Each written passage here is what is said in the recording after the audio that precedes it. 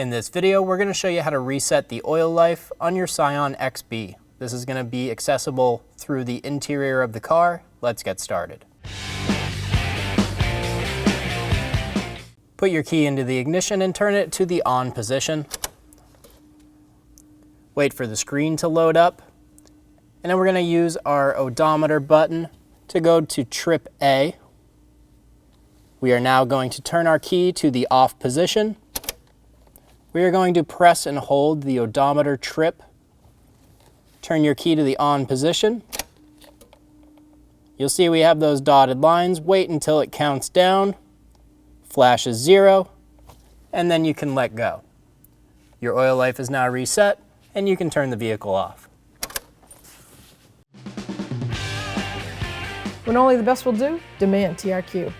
The only company that lets you view before you do. TRQ is committed to offering the highest quality aftermarket auto parts that are engineered for peace of mind. Thanks for using and viewing with TRQ.